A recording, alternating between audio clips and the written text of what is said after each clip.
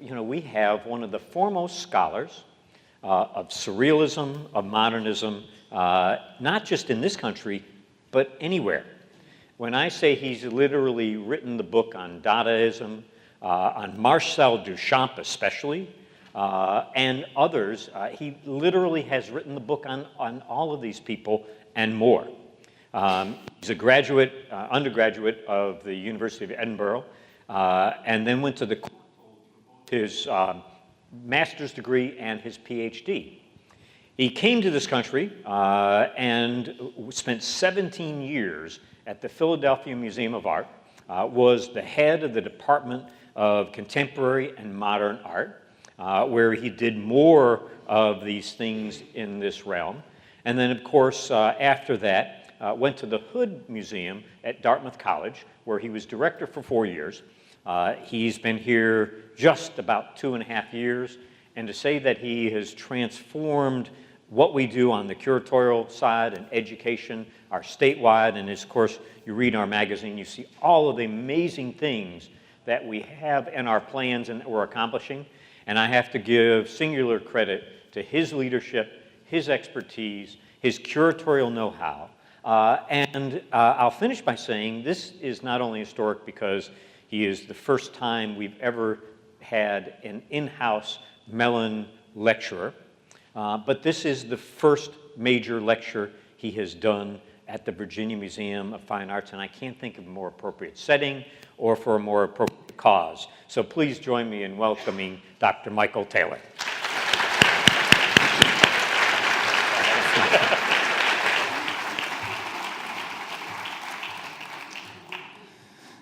I do smile a lot, but that's because I love what I do. Thank you, Alex, for that warm and very generous introduction. And thank you, Mitchell Merling, for inviting me. I was so honored and touched when Mitchell asked me to do this year's Mellon lecture. And of course, I immediately said yes. And I went through the galleries for about a week. And my initial thought was to do a paper on the Henri Rousseau. I've published on Rousseau. I love that painting. But something about the Seducer seduced me. So relax, turn off your cell phones. I'll talk to you for about 45 minutes.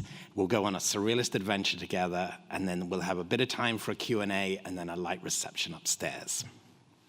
So here we go. The Belgian artist René Magritte devoted his career to exploring visual enigmas, hidden affinities, and metaphoric imagery, as seen in his splendid 1950 painting, The Seducer. Donated to VMFA by Mr. and Mrs. Paul Mellon on May 11th, 1983, this work has long been recognized as an important painting in Magritte's oeuvre and has been included in every major exhibition of the artist's work since its completion.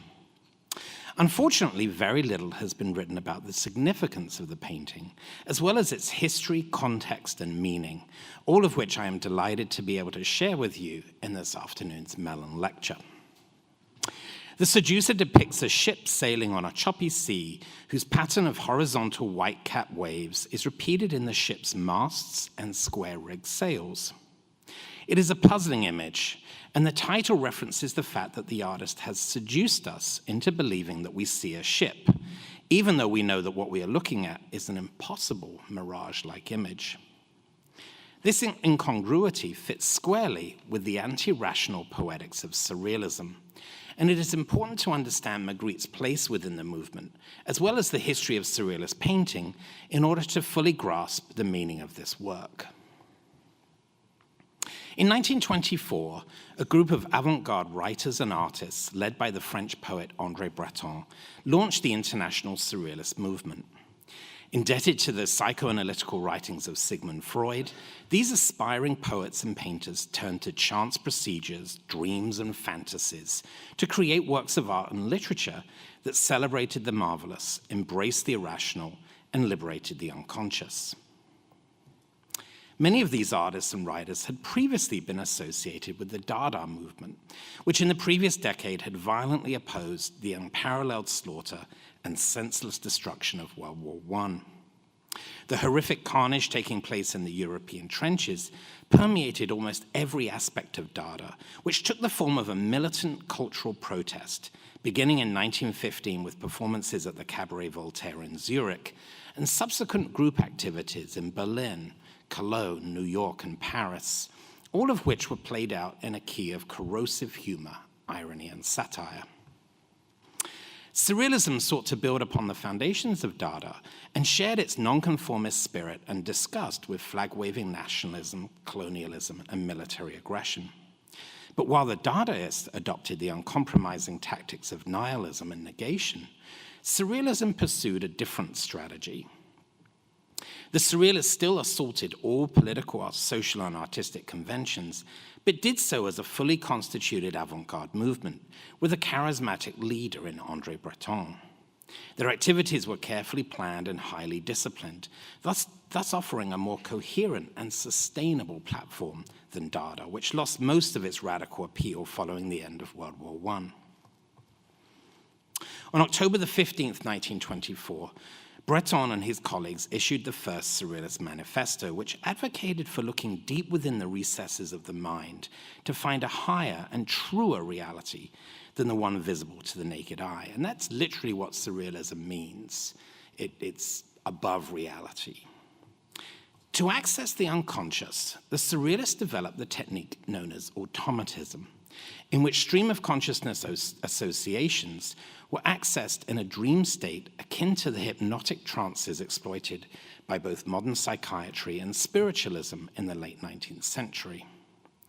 Breton firmly believed that painting, as both a means of expression and an instrument of self-discovery, could perhaps best express dream images in the unconscious through a form of visual automatism that involved relinquishing control over the pencil or brush in order to discover the strange and unexpected succession of images and flight of ideas that Max Maurice suggested in 1925 would be the cornerstones of Surrealist art. Psychic automatism in its pure state, as this form of unconscious mediumistic activity was defined in 1924 in the first manifesto of Surrealism, would have a profound impact on the visual arts, as seen, for example, in the spontaneous automatic drawings of André Masson, in which the French artist would let his pen travel across the paper with great speed and no previously conceived subject or composition in mind, and then discover within the complex web of modulating lines subtle anthropomorphic fragments suggestive of birds, animals, and even body parts. In 1925, Max Ernst discovered a Surrealist technique known as Frottage, after being inspired by an old wooden floor where the grain of the planks had been accentuated by many years of scrubbing it clean. The German Surrealists saw strange and marvelous images in the wood grain patterns and captured them by rubbing over them with a soft pencil, much like a brass rubbing. The Blue Forest of 1925 belongs to a series of impenetrable forest paintings that the artist created through rubbings of wooden floorboards, leaves, bark, chicken wire, and other found patterns, in which Ernst divined gestalts of dense forests, clouds, and birds, which he then carefully elucidated with a brush. Despite André Breton's fervent enthusiasm for Masson's hallucinatory automatic drawings and Ernst's frottage forests, other members of the Surrealist group, led by the French writer and sociologist Pierre Neville, began to express reservations in the late 1920s about the supposedly unpremeditated nature of their automatist procedures. Despite the artist's claims to the contrary, Neville questioned whether it would ever be possible to fully harness a free and uninhibited creative process to bypass the reasoning mind, as these drawings and paintings always betrayed a certain amount of conscious control, manipulation, and technical skill. Although Masson and Ernst would continue to refine their automatist imagery over the ensuing decades, this initial phase of Surrealist painting and drawing was largely abandoned by the end of the 1920s in favor of what Breton would call the reasoning stage of Surrealism, in which artists like René Magritte, Salvador Dali, and Yves Tanguy explored the irrational world of dreams and the unconscious in hyper-realistic paintings whose academic illusionism led them to be compared to hand-painted photographs. A key theorist in this shift from automatism to hand-painted realism was the Spanish artist Salvador Dali, who populated his visionary paintings of the 1930s with the often monstrous creatures of his delirious imagination, including cat angels and burning giraffes. Dali employed dazzling displays of painterly skill to imbue his nightmarish scenes with a dramatic and hallucinatory intensity that he believed reflected the world of dreams and the unconscious far better than automatic drawings, since our dreams are not abstract or nonsensical, even when upon waking we realize that what took place in them can never make sense in the so-called real world. An important forerunner and artistic hero for Dali, Magritte, and Tanguy was the Greek-born Italian painter Giorgio de Chirico, whose irrational, dreamlike imagery would show the way forward for the new generation of surrealists.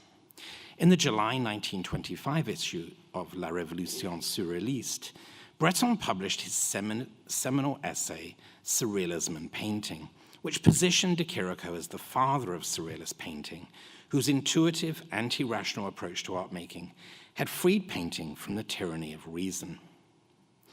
During the 1910s, de Chirico had created enigmatic works in which he used a clear, sharp painting style to evoke a troubling dream reality, infused with illogical images, bizarre spatial configurations, and a pervasive melancholic mood. De Chirico called these thinly painted, luminous works metaphysical, meaning beyond the physical, and with them he hoped to destabilize the meaning of everyday objects by transforming them into symbols of fear, alienation, and uncertainty. The Philosopher's Conquest is a classic example of the metaphysical paintings that de Chirico made before his career was disrupted by the outbreak of World War I. In these works, de Chirico created an instantly recognizable world of trains, ships, clocks, and factory smokestacks, all situated within a deeply shadowed and eerily silent urban square whose mysterious empty spaces are suffused with an atmosphere of premonition and foreboding. The artist's dexterity lies not in a traditional display of academic realism, but rather in his ability to render everyday objects, like the incongruous pair of oversized artichokes and the cannon with its two provocatively stacked balls, seem strange and unfamiliar, as if seen in a dream. Paintings like The Philosopher's Conquest had offered new and exciting possibilities for giving form to childhood memories, dreams, and the unconscious that many surrealist painters would respond to at the end of the 1920s. Their number included the Belgian Surrealist painter René Magritte, who had studied at the Académie des Beaux-Arts in Brussels between 1916 and 1918, and then worked as a designer for a wallpaper manufacturer while making paintings in his spare time. In 1922, he married his childhood sweetheart, Georgette Berger, who became his devoted lifetime companion and the model for countless paintings, including this memorable 1928 variation on the theme of Pygmalion and Galatea. Magritte discovered de Chirico's work in 1923 and later recalled the epiphany he had felt upon seeing a reproduction of the artist's 1914 painting, The Song of Love, which had moved him to tears. And this is Magritte. This triumphant poetry supplanted the stereotypical effect of traditional painting. It represented a complete break with the mental habits peculiar to artists, who are prisoners of talent, virtuosity, and all the little aesthetic specialties. It was a new vision through which the spectator might recognize his own isolation and hear the silence of the world. Magritte's discovery of de Chirico's metaphysical paintings in 1923 led to his career-long engagement with surrealism. 3 years later, the artist was able to devote himself entirely to painting, thanks to the backing of his Brussels-based gallery Les Centaures, although the impact of his earlier career as a commercial artist will be felt throughout his subsequent career. In 1927, he moved to Paris and spent the next 3 years assiduously attending Surrealist meetings, exhibiting his work in Surrealist exhibitions, such as the group show at Galerie Gaumont in 1928, and contributing to the journal La Révolution Surréaliste, which published Magritte's illustrated text, Word and Images, in its 12th issue, which appeared on December the 15th, 1929. Magritte's famous article explored the gap between drawn or painted images and their inscriptions or titles. An object, he wrote, never functions in the same way as its name or its image. This observation led the artist to achieve such memorable clashes of words in their representations as the treachery of images, in which the blackboard-like inscription, which translates as "this is not a pipe," reveals Magritte's painted pipe to be nothing but an illusion. In this 1929 painting, the order of things and the order of words diverge instead of coinciding, since the fictive image of the pipe does not replace a real pipe. Thus, the word pipe and the painted object belong to different realms and are no more than arbitrary signs. Magritte thus set out to expose the illogical relationship between what we perceive as being real and the conventions of realism in painting. In other words, to make the real, everyday world appear unreal or mysterious. While living and working in Paris between 1927 and 1930, Magritte perfected his smooth, illusionistic manner of painting, which is more commonly associated with academic art than modernist experimentation. The artist's instantly recognizable painting style was an essential tool in his lifelong project to disturb existing assumptions about the rationality of reality and its perceptions by the eyes and mind. In the 1929 painting, The Six Elements, for example, he used this direct style of representation to depict a multi-paneled picture within a picture, showing 6 of his favorite enigmatic images: flames, a female torso, a forest, the facade of a house, a sky with clouds, and a curtain made of lead and sleigh bells. Magritte's title calls to mind the basic elements of the universe: air, water, fire, and earth, although the links between these and his own set of elements are made deliberately ambiguous and ultimately elusive. In 1930, Magritte returned to Brussels and played a leading role in the Belgian Surrealist group. The artist's work soon moved away from his earlier de Chirico-inspired compartmentalized formats, which André Breton called object lessons, due to their resemblance to images and diagrams found in school grammar books and encyclopedias, including the Larousse Dictionary, which supplied the source for Magritte's famous The Lost Jockey and several of the works of this period. And here's the Larousse Dictionary entry, which is about that big, blown up. It is worth noting here that Paul Mellon also owned Magritte's Wrath of the Gods, a humorous 1960 variant of The Lost Jockey, in which the galloping horse and rider are mysteriously placed atop a vintage, chauffeur-driven motor car. Given his passions for horses and horse racing, it is easy to see why this particular Magritte drawing would have appealed to Paul Mellon, just as his interest in boats and sailing informed his acquisition of the Seducer. And I'd like to thank Mitchell for showing me this image, which was really the point of departure for this lecture.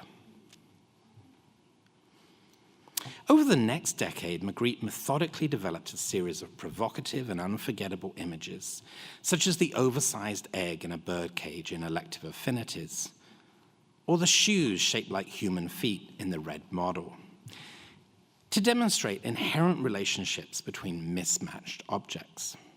The perplexing images in these paintings were based upon a painstaking observation of reality that was then applied to solving increasingly difficult intellectual, linguistic, and pictorial problems. The hidden affinities and authentic revelations found in subsequent paintings like Time Transfixed, which is emblematic of the artist's new approach to painting in the 1930s, were often the result of complex investigations involving both subconscious processes and logical calculation. In this mysterious 1938 painting, a steam locomotive is frozen in a dining room fireplace, while smoke pours from its smokestack and goes up the chimney. The surprising juxtaposition and scale shift of these prosaic and seemingly unrelated images, rendered with Magritte's precise and highly seductive realism, allows the artist to substitute one object for another in a chain of metaphorical associations. For example, the locomotive resembles the fire that normally produces smoke in a fireplace, while the fireplace resembles a tunnel in its shape and color, thus allowing the mind to reconcile, if only for a split second, these seemingly disparate objects and relationships into a coherent and unified image. Were the train to continue forward out of the fireplace tunnel into the empty stillness of the sparsely furnished room, then the tiny engine could no longer take the place of the fire, and the painting's masterful deception would collapse into absurdity. Much to Magritte's horror, in 1939, André Breton advocated for a return to automatism in Surrealist painting, based upon what he described as the precious, unpremeditated discoveries of artists like Max Ernst and André Masson in the 1920s, as well as the new forms of automatism developed by younger artists such as Oscar Dominguez and Wolfgang Pahlin. Dominguez, for example, invented decalcomania, an automatic technique in which wet paint is squeezed between sheets of non-absorbent paper or canvas, which are then peeled apart to reveal unpredictable, symmetrical, blot-like patterns redolent of geological landscapes or underwater coral reefs. Pahlin invented fumage, which involved passing smoke from a candle or oil lamp over a canvas or piece of paper, and then interpreting the wispy forms, often with the addition of oil paint. These new automatic techniques were taken up by a number of painters who had been associated with the Surrealist movement since the 1920s, including Max Ernst, whose work was suddenly replenished by the endlessly surprising and liberating results of decalcomania and fumage. Breton's suggestion that the Surrealist group returned to their earlier emphasis on automatism coincided with the expulsion of Salvador Dali from the Surrealist group in 1939, which effectively brought to an end the movement's interest in the Spanish artist's hyperrealist painting style. Breton had become increasingly concerned with Dali's lack of political engagement, as well as the commercial success of his paintings, which had swiftly become assimilated into the visual language of advertising, cinema, fashion, and book cover illustration. He had similar reservations about Magritte's imagery, which was also starting to be adopted by the advertising industry to sell consumer products. Enraged by what he viewed as Breton's refusal to understand the visual poetry of his post-Paris work, Magritte responded by producing a series of violently transgressive paintings in what has come to be known as his vache, or cow, period of the 1940s. Take a look at this one. Drawing upon the earlier work of James Ensor and Auguste Renoir, Magritte created wildly distortive figurative paintings imbued with a brutal gallows humor that are remarkably different from his pre-World War II work. Perhaps unsurprisingly, the deliberately ugly, kitsch, and vulgar vache paintings were coolly received when they were first shown at the Galerie du Faubourg in Paris in May 1948. Even Magritte's closest friends deemed the exhibition to be a total fiasco, and the vache paintings proved impossible to sell. By 1950, Magritte had returned to the hand-painted realism of his early work. However, as I shall argue is the case with the Seducer, Magritte was continuously searching for new imagery, techniques, and subject matter to reinvigorate his art, while remaining committed to the unsettling incongruities that had become the hallmark of his mature style. The Seducer was completed in the fall of 1950 and marks the shift from the vache period to the body of work that the artist would continue to develop until his death in 1967. The year 1950 is significant as perhaps the lowest point in the artist's career in terms of sales and commissions, which led to a tense and increasingly quarrelsome correspondence between Magritte and Alexander Yolos, the Egyptian-born art dealer whose New York gallery had represented his work since 1946.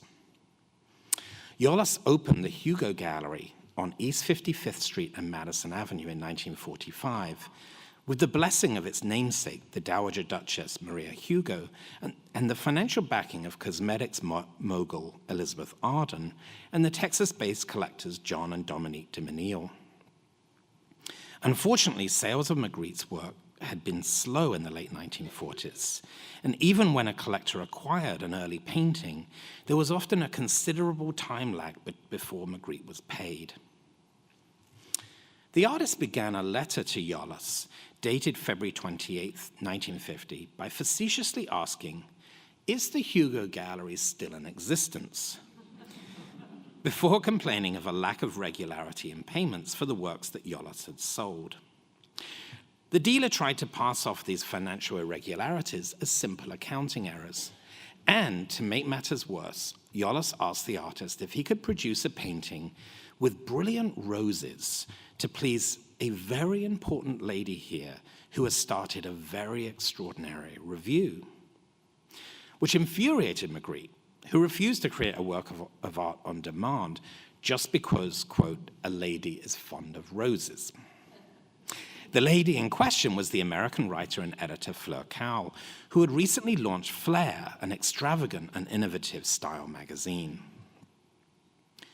"You are in the business of selling paintings," Magritte tersely explained in a letter to Yolos dated March 2nd, 1950, "and I make my living from my work.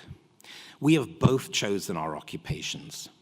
It is evident that I could make a lot of money by doing a certain type of painting for rich people with no taste.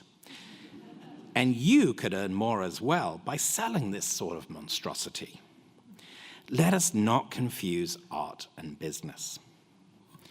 Yolos responded with the devastating news that an exhibition of 40 new works by the artist that was scheduled to open at the Hugo Gallery in April 1950 had been postponed until September of that year, which angered Magritte as he had worked non-stop throughout the winter to honor his commitments to this show. In May 1950, Yolos visited Magritte in Brussels to resolve their differences.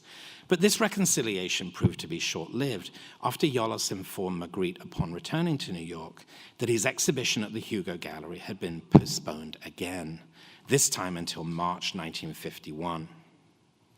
Fearing a substantial loss of income, Magritte proposed to Yolos in June 1950 that the Hugo Gallery have sole rights to his entire production in return for an annual salary of 150,000 Belgian francs.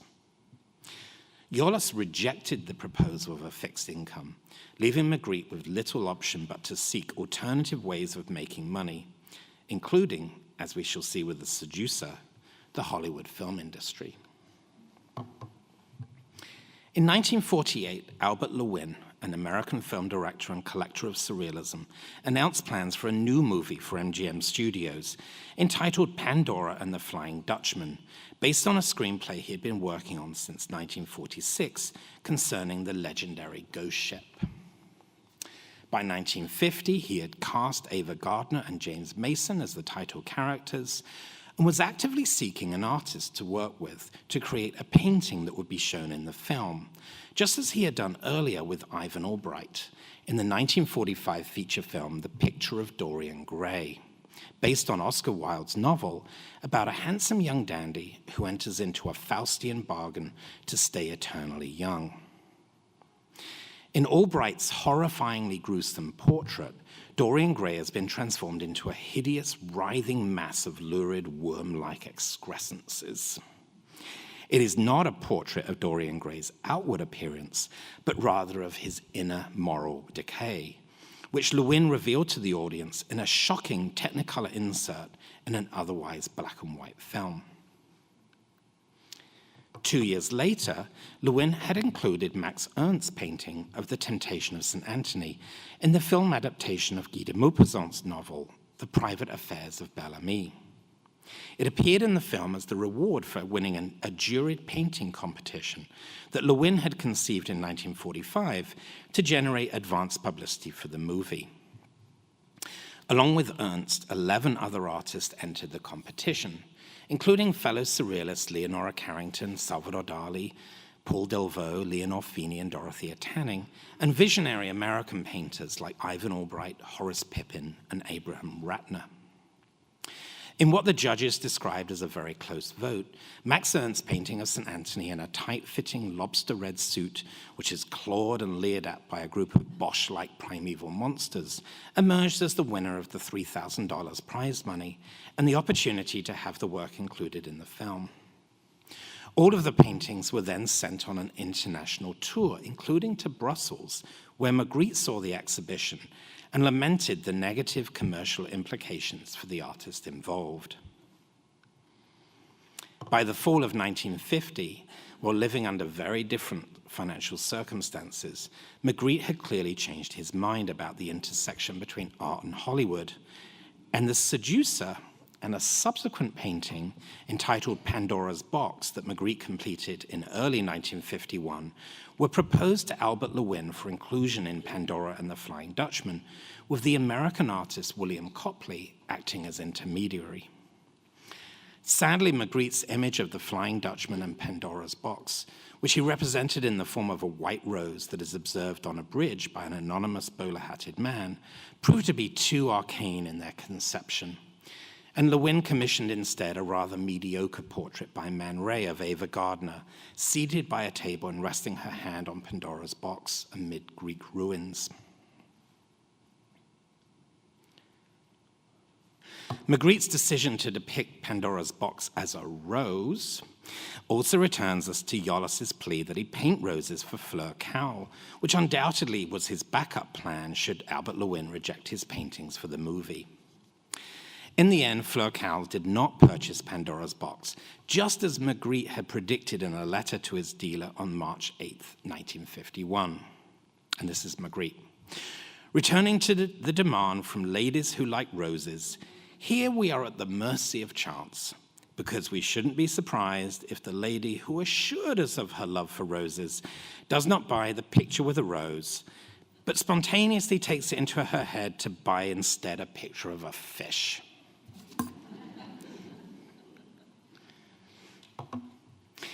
Despite Magritte's failure to win the Pandora and the Flying Dutchman Film Commission, which would have been a tremendous boost to his finances, The Seducer was the standout painting in the March 1951 exhibition at the Hugo Gallery, where ironically it was purchased by Alexander Yollas for his personal collection, while Pandora's Box was sold to Dr. John A. Cook, who donated it to the Yale University Art Gallery in 1961. Yollas lived with The Seducer for the next 18 years, before selling it at Sotheby's Auction House in London on April 30th, 1969, where Paul Mellon acquired it for his personal collection for £13,500, which at that time came to around $32,000. Now that we have explored the history and context for The Seducer, and have securely identified it as a representation of the legendary 17th century ghost ship, the Flying Dutchman, made for the 1951 film Pandora and the Flying Dutchman, let us turn to its meaning and legacy for the artist's work. In a letter to Yollas dated October the 26th, 1950, Magritte referred to the genesis of The Seducer. "I have been looking for some time," he wrote, "for a pictorial solution to the problem of water." The artist does not explain what the problem of water is, but one can deduce from this statement and others made around the same time that in The Seducer he found a solution that satisfied him. On October the 10th, 1962, Magritte wrote a letter to his young cousin, Aline Magritte, an amateur painter, who had upset him on the previous Sunday when she described his work to a visitor as imaginary. "As for my painting," the artist explained, "it does not show anything imaginary. It shows total reality, i.e. reality with its mystery, not separated from its mystery. To see a boat on the water is a vision of reality separated from mystery, but to see water in the shape of a boat, that is to evoke mystery." Aline's misunderstanding of Magritte's work as imaginary remains a common misconception that persists to this day. But what if we take Magritte at his word and consider a painting like The Seducer not in terms of make-believe or fantasy, but instead as a concrete manifestation of reality, no matter how mysterious and impossible the image of a ship composed of waves may appear at first glance? Indeed, I believe this is the only way to identify the solution that Magritte arrived at for the problem of representing water, which can be connected to his career-long interest in expressing the enigmatic nature of everyday objects. The element of mystery in The Seducer comes from the fact that the ship and water are one continuous image, an apparition that is, of course, appropriate for a representation of the ghost ship, the Flying Dutchman. In a letter to his friend Gaston Poel, dated November the 13th, 1953, Magritte explained that the image of a ship made of water had been found through a kind of frantic contemplation, which he described as an obsessive process of drawing the same image repeatedly until a chance line or juncture of lines dictated the solution. Discovering the image of a brig in a sea of wavy lines and then drawing it over and over again until the ship and water coalesced into a single image obviously relates to the experiments with automatic drawing practiced by André Masson and other surrealists in the 1920s. Indeed, the letter to Gaston Poel ends with Magritte associating the doodled images he created with a dream he had of a ship whose sails were made of water. Another source of inspiration for the ship made from ocean waves came as a result of the artist's discovery of the connection between the documented sightings of the Flying Dutchman and the Fata Morgana, an unusual and highly complex form of superior mirage that is observed at sea in a narrow band above the horizon, where objects are distorted to appear as if floating in the sky. This optical phenomenon occurs when layers of the atmosphere at different temperatures develop different densities in a steep thermal inversion.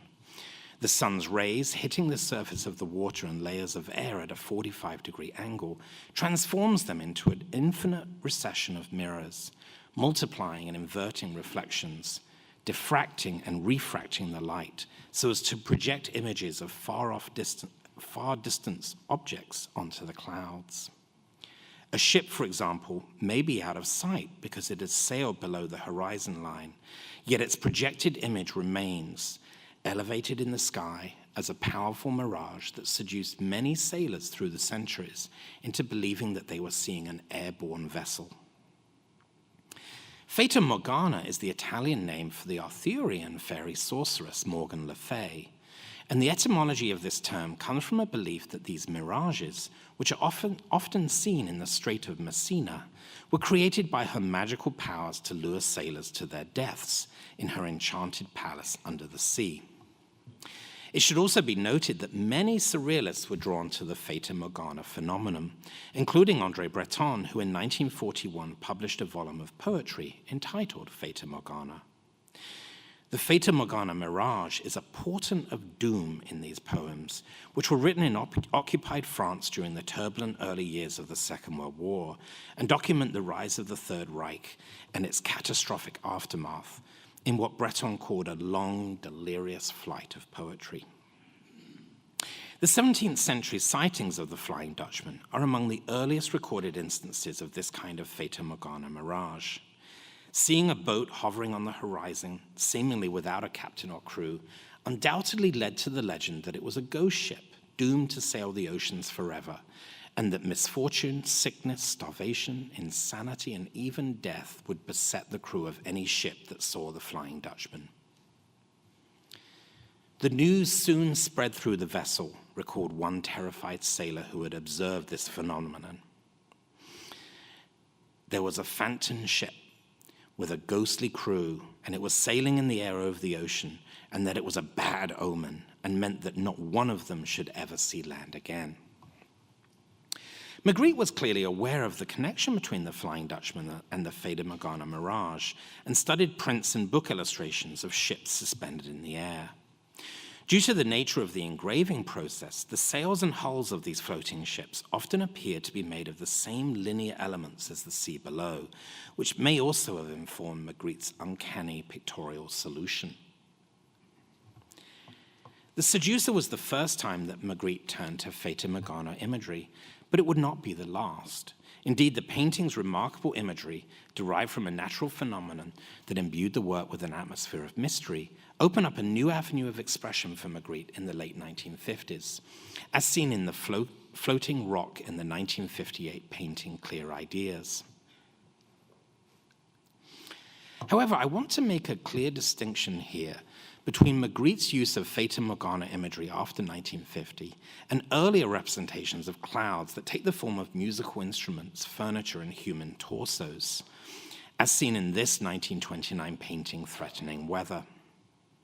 This work deliberately invokes Leonardo da Vinci's treatise on painting, which called for artists to look at stains on walls, ashes from a fire, or clouds in the sky. If these are well contemplated, Leonardo wrote, you will find fantastic inventions that awaken the genius of the painter to compositions of battles, animals, men, and so forth.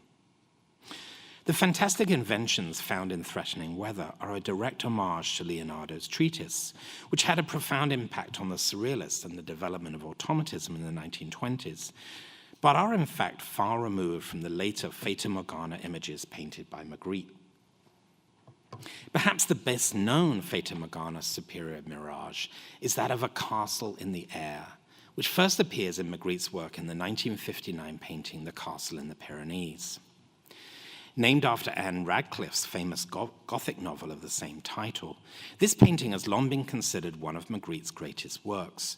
But until now, the painted apparition of the fortress-like castle that floats on its enormous rock formation like a balloon above the breaking waves below has always been described as a work of fantasy in deliberate defiance of common sense. In actual fact, this painting is clearly derived from a Fata Morgana mirage, and its imagery, while seemingly mysterious and enigmatic, remains rooted in the weather occurrence at sea that turns the most commonplace cliffs and cottages through their multiple distorted and magnified images into the marvelous airborne castle of Morgan Le Fay, a meteorological wonder that we can now connect for the first time with Magritte's work. As I hope to have shown in this afternoon's lecture, the Seducer remains a key turning point in Magritte's career. Despite the disappointment of not having the work accepted for Albert Lewin's Pandora and the Flying Dutchman film project, the painting opened up a rich new vein of Fata Morgana-inspired imagery that would result in some of his greatest paintings of the 1950s. This helps to explain why Magritte painted so many variations of the Seducer, including oil paintings like this one, and paintings in gouache on paper or cardboard, such as this one. And if you're paying attention, look at the way he's made that. That is a form of decalcomania. He has actually done what Ernst was doing and Parham was doing, which he's used a sheet of non-absorbent paper and putting up, I think, he probably used a palette or glass and then pulled it, and you can see how it pulls it there. So this whole image would once have been that sort of watery, sort of wave-like imagery, and then he's painted around it. And I think that's fascinating. It's something I'd never thought of with Magritte, because he's so violently opposed to the shift back to automatism. But after 1950, this is when Magritte reconciles with Magritte. Magritte hated the Vache paintings. I mean, he was all about beauty, what he called convulsive beauty. So you can imagine that painting of a Renoir pig. He just couldn't. That was beyond the pale. That was an affront. So he just refused to talk to Magritte again. But it's work like this that show that Magritte is actually trying to find a sort of happy balance between this return to automatism and a reconciliation with surrealism. Here's my favorite variation. This is the wonders of nature, where the phantom ship takes a back seat to the petrified singing mermaids, which are made of the same rock on which they sit. In this remarkable series of variant works, there's about 15 to 20 of these. No ship's hull or rigging are quite the same, and the ocean ranges from calm to stormy, thus attesting to the seemingly infinite pictorial possibilities of Magritte's Flying Dutchman imagery, as first expressed in The Seducer in VMFA's Mellon collection, which I hope you will all go and see again with fresh eyes and a new perspective after this afternoon's lecture. Thank you.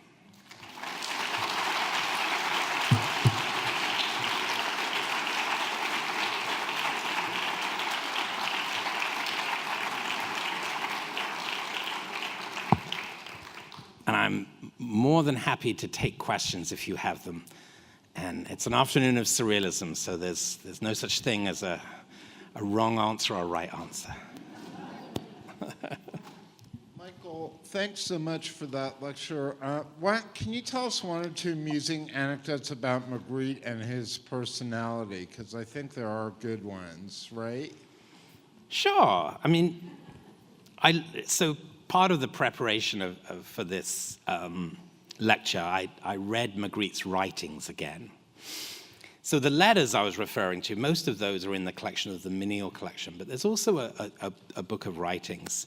And my favorite one is he is writing a letter about the visit of the Queen of Belgium to his exhibition in Brussels.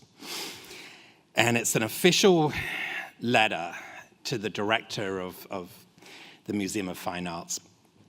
And it goes on for about 2 pages about, what an honor, what a privilege, and, what an extraordinary moment in his life it is to imagine that the Queen would come and see his works.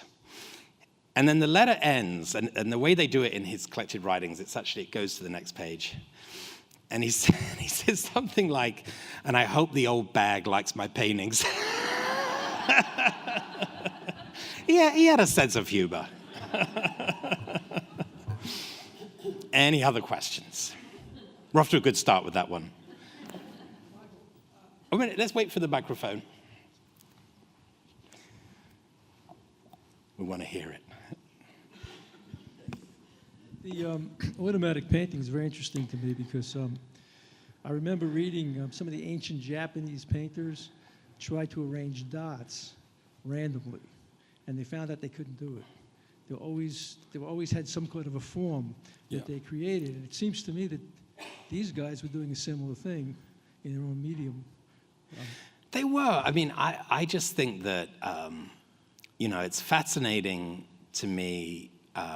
This moment, this very visceral dispute in surrealism that happens in 1929. You have really the writers, people like Max Maurice and Pierre Neville on one side, and the painters on the other.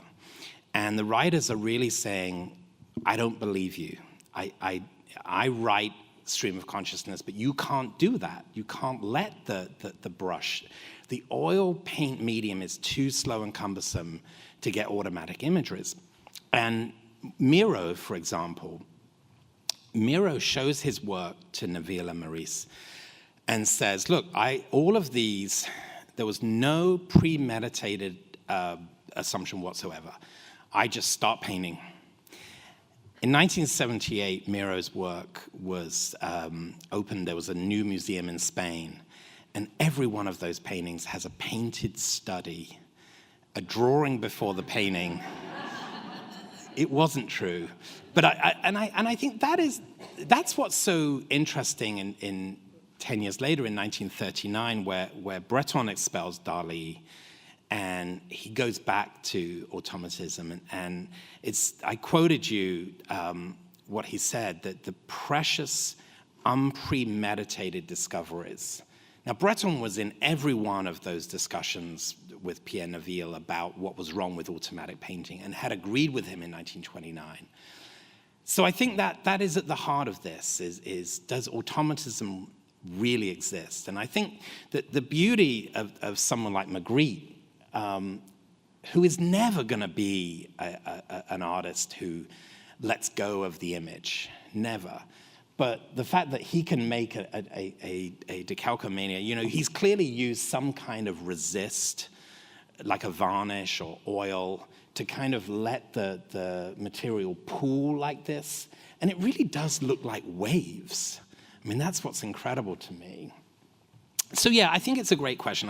How unpremeditated any of this, I just don't believe it. And I think, as you're saying, Japanese artists couldn't do it. No one, there's always a level of skill involved.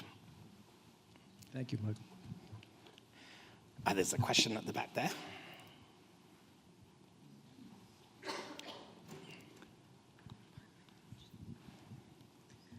Thank you very much. Do we know anything about why Paul Mellon chose to purchase the Seducer? Well, I think it goes back to that image I showed you that Mitchell found, which is really on the back of Reflections in a Silver Spoon.